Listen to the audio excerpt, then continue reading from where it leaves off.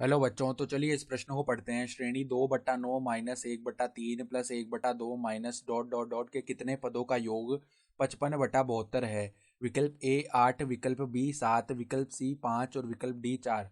तो यहाँ पर देखो एक श्रेणी दी हुई है और हमें बताना है कि इसके कितने पदों का योग 55/72 है। तो प्रश्न में आगे बढ़ने से पहले इस प्रश्न से संबंधित जो मुख्य अवधारणा है उसकी हम चर्चा कर लेते हैं। तो देखो, मुख्य अवधारणा हम जानते हैं कि गुणोत्तर श्रेणी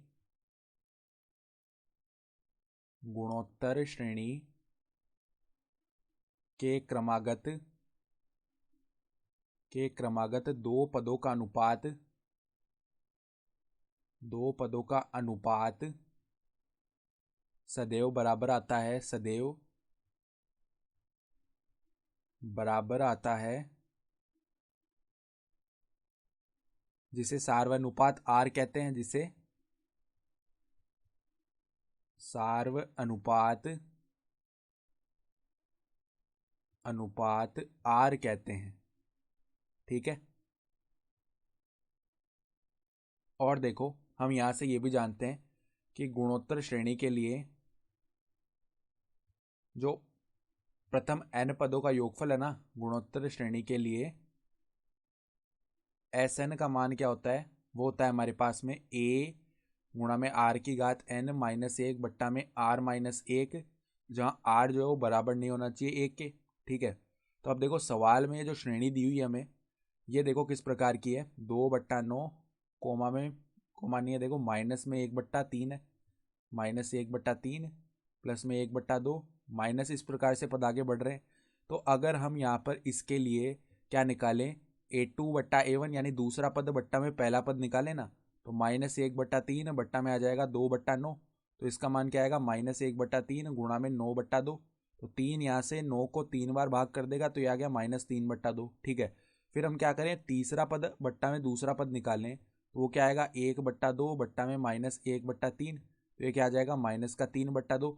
हम क्या देख पा रहे हैं कि जब भी हम क्रमागत दो पद निकाल रहे हैं ना, तो उनका अनुपात बराबर आ रहा है। तो हम क्या बोल सकते हैं, दी हुई श्रेणी जो है वो एक गुणोत्तर श्रेणी है। दी गई श्रेणी एक गुणोत्तर श्रेणी है, एक गुणोत्तर श्रेणी है। और इसका सार्वनुपात क्या हो जाएगा, जिसे हम आर कहते हैं। आर बराबर देखो, क्रमागत दो पदों का अनुपात क्या आ रहा है? -3/2 आ रहा है ना, तो आर -3/2 हो गया। तो अब हमें देखो, हमें पूछा है कितने पदों का योग 55/72 होगा। तो अब देखो, एस एन बराबर हम रख देते हैं 55/72। तो यहाँ से एन का मान आ जाएगा ना, तो पदों की संख्या ही तो बतानी है हमें। तो देखो, ए अर्थात पहले पद का मान क्या है? 2/9 है। तो 2/9 गुणा में आर की घात एन, माइनस में क्या होता है? नहीं, आर की घात एन होता है केवल। ठीक है। तो आर क्या है? -3/2, इसकी घात हो जाएगी एन, माइनस में 1 बट्टा में देखो -3/2 माइनस में 1 बराबर में 55/72 आ जाएगा। ठीक है। तो अब देखो, हम जानते हैं 9 अट्ठे क्या होता है? 72। तो 9 यहाँ से 72 को 8 बार भाग कर देगा। ठीक है।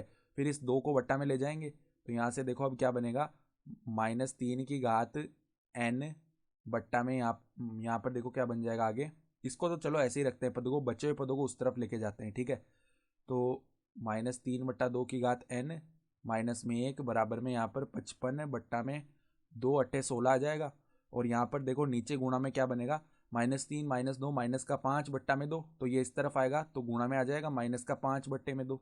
ठीक है। तो यहाँ पे गुणा कर लेते हैं। तो देखो, माइनस में यहाँ पर 5×5 = 25 होता है, 2 हासिल, 5×5 = 25 और 2 हो गया ये -275 बट्टा में देखो 16 को 2 से गुणा किया तो 32 आ जाएगा।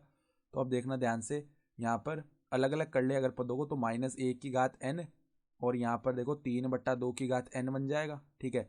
और इस -1 को उस तरफ भेजेंगे तो -275 प्लस में 1 आ जाएगा और बट्टा में यहाँ पे 32 भी तो है। ठीक है। तो ये क्या बन जाएगा? -275 प्लस में 32 बट्टा में आ जाएगा 32। तो ये कितना बन गया? देखो यहाँ पर हमारे पास में माइनस का 243 बनेगा, बट्टा में क्या आ जाएगा? 32 आ जाएगा ना। ठीक है। तो ये बन गया पद। अब ध्यान से देखो, हम क्या लिख सकते हैं? अगर हम लिखना चाहें तो किस प्रकार से लिख सकते हैं? देखो, हम यहाँ पर देखना, अब जो 3/2 यहाँ पर देखो, चलो -1 को हम माइनस अंदर ही रख लेते, तो यहाँ पे -3/2 की घात एन है ना, तो अब देखो -3/2 की घात n है, बराबर में इस -243 को कैसे लिख सकते हैं, -3 की घात 5 बट्टा में 32 को क्या लिख सकते हैं, 2 की घात 5। ठीक है, तो ये क्या हो गया, -3/2 की घात 5। अब दोनों तरफ तुलना करेंगे ना, तो आधार समान है तो घातों की तुलना कर लेते हैं। तो n बराबर में आ जाएगा 5। तो n बराबर 5 आ गया। हमें पूछा था कितने पदों का योगफल 55/72 है, तो 5 पदों का योगफल है, यानी कि विकल्प सी जो है वो हमारा सही विकल्प हो गया। तो आशा करता हूँ कि आपको ये प्रश्न समझ में आया होगा। धन्यवाद।